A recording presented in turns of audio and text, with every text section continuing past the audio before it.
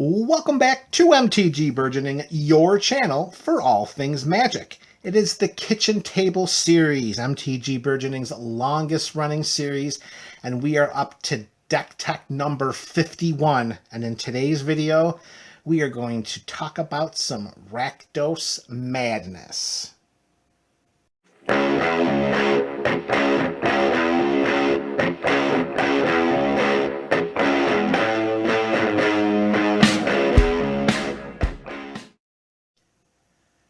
MTG BC, what is up? The Kitchen Table series is up. That's what is. 51 decks. The 51st deck tech of the series. And boy, do we have a doozy today. We are going to talk about Rakdos Madness. We are going to be all over discarding cards and casting spells for reduced costs. So let's get right down to the deck teching. As is generally customary here during the Kitchen Table series, we are going to unveil the land base first. Not too many thrills in this deck. We've got 20 total lands, 16 of them are basics, and only 4 non-basics. We're going to start off with just typical 8 swamps. Take 8 swamps and 8 basic mountains for a total of 16. And just to help with the mana, we're going to include a playset of our Rakdos Checkland, which is the Dragonskull Summit. Taps for a black or taps for a red. As long as we have a swamp or mountain in play, it will ETB untapped. And that is all, folks. There are no other mana fixers, no other lands.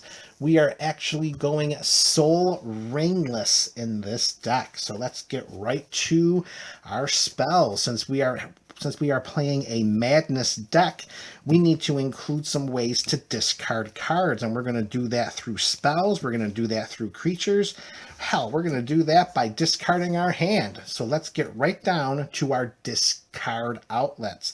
First play set that we're going to talk about is Putrid Imp. Look at that imp. Is that imp really that putrid? Well, maybe back during the time of Torment, this was considered pretty putrid. Pretty tame by today's standards. Anyways, we had a mana value of 1 black for a 1/1, and we can discard a card from our hand, and this Putrid Imp will gain flying until end of turn.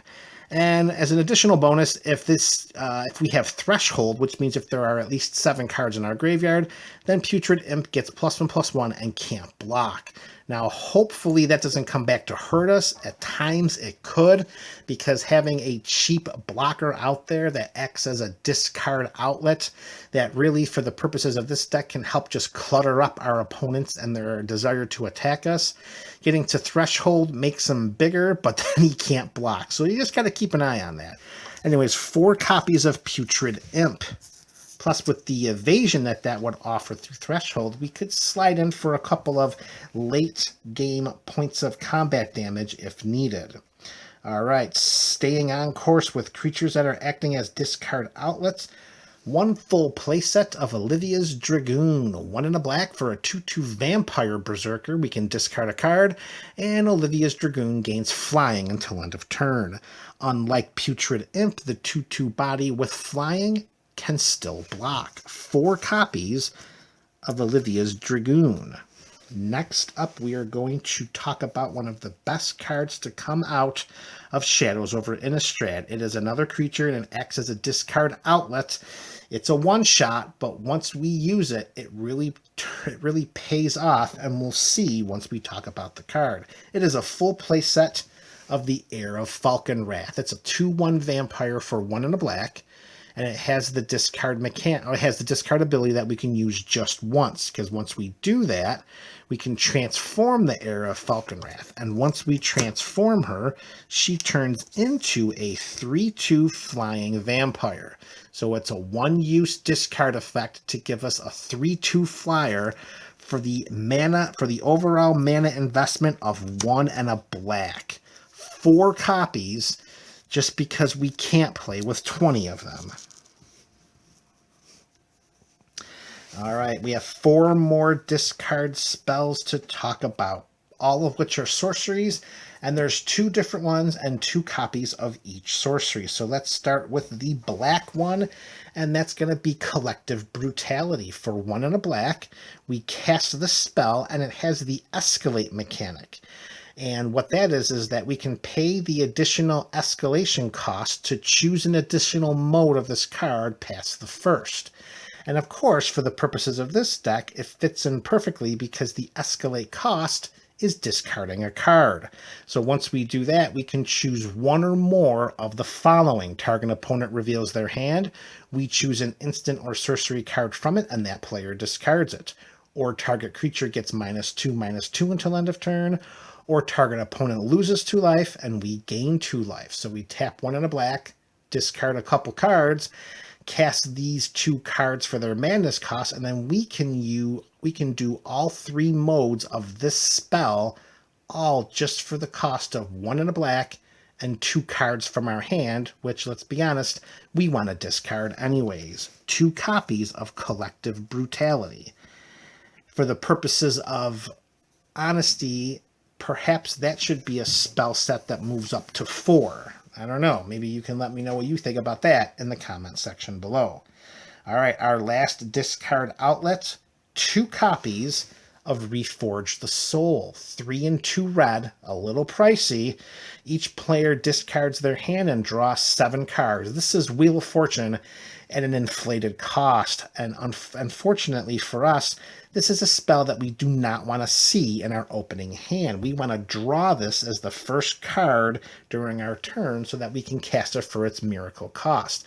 And if we can do that at 1 and a red, we can cast this and discard what's in our hand. Hopefully they are spells of the madness variety, and it allows us to discard those cards, cast them, and then fill our hand with 7 more. Reforge the Soul, you don't want it in your opening hand. 2 copies of Reforge the Soul. Those are our discard outlets. So we completed with the land base. We have our discard outlets. Now let's talk about our madness spells because we've got a lot of them. All right, and they're coming in play sets of 4 just because they're that good. The first one we're going to talk about is Lightning Axe. It's an instant at 1 red. However, as an additional cost to cast this spell, we discard a card or we pay 5. So technically, we probably could include this in our discard outlets. I didn't think about that at the time, but now reading it, who's paying 5? Who's paying 5 in order to do that? So we're definitely going to make sure that we keep this in our discard, in the portion of our discard spells. It threw me off a little bit. All right, not a problem. So Lightning Axe will deal 5 damage to target creature. So we tap a red, cast this, discard a card, which is one of our madness spells. This will off a creature, hopefully, and then our madness spell will do something else. 4 copies of Lightning Axe, and we are going to make sure that this is included in our discard outlets. So now, through the amazement of editing in vivo, now we're going to move to our madness spells. We've talked about our discard outlets, and now it's time to talk about what are we discarding and what are we going to do with those spells. And they all come in play sets. The first one, we have Addisons Judgement. It is a sorcery at 1 and a red. It has a madness cost of X and a red. Come on, camera, get in there. Alrighty. So Addisons Judgement deals 2 damage divided as we choose among any number of target creatures and or players. However, that is for its 1 and a red cost. If we discard this for its madness cost, then we can deal X damage divided as we choose among those creatures and or players instead. So Addisons Judgement we can use to clear the board of a bunch of dorks.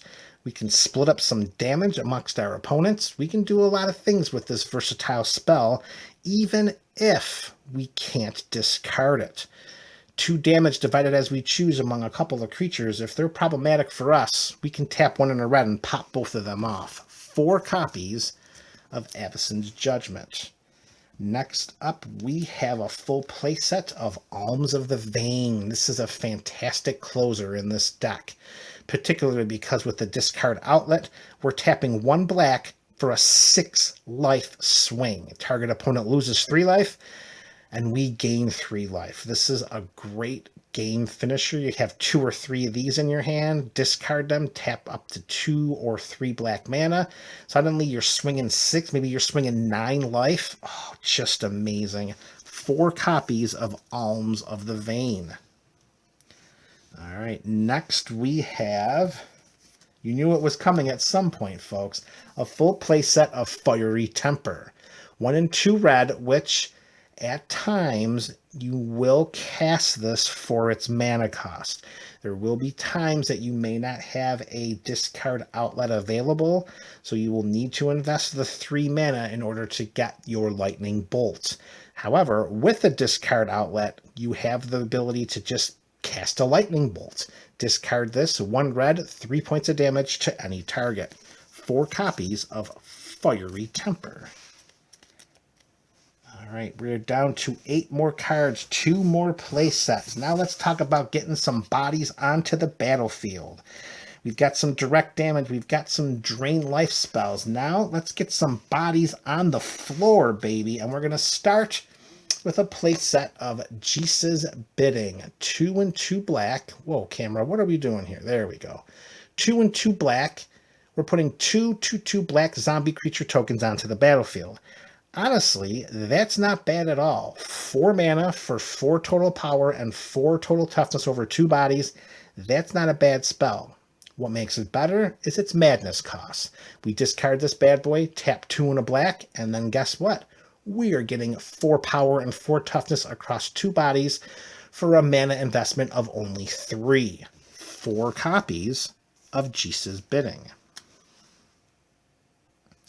And the last 4 cards of this set, the last 4 cards of this deck, this is one of our finishers. It could be considered one of the finishers, and it may in fact have one of the greatest names for a card in the history of Magic. And folks, you tell me in the comment section what you think about the card called From Under the Floorboards. Come on. How is that not one of the greatest named cards in Magic's history? From Under the Floorboards. MTGBC, give it to me in the comment section, baby. From Under the Floorboards. All right, so we have a sorcery, a 3 and 2 black, and we can put 3/2/2 black zombie creature tokens onto the battlefield tapped, and we gain 3 life. Not too terrible. I mean, we're investing 5 mana across 3 bodies at 6 total power and 6 total toughness. It's unfortunate they come into play tapped. However, this is a madness deck. So if we have the ability to cast this for its madness spell, the timing restriction of a sorcery does not apply. So we can cast this bad boy at end of turn, and even if they come into play tapped, we're still able to untap with them during our next turn. And about that madness cost of X and 2 black, if we pay that cost, instead we put X of those tokens onto the battlefield tapped, and we gain X life. 4 copies of From Under the Floorboards. And remember, when you are using the madness mechanic, you can discard them at any time, even if they are sorceries, and you can cast them at instant speed. The timing restrictions are nullified because of the way in which you are getting the spell into play. MTGBC, this is deck tech number 51. This is Rakdos Madness. Let me know what you think about this deck in the comment section below. This is MTG Burgeoning, your channel for all things Magic.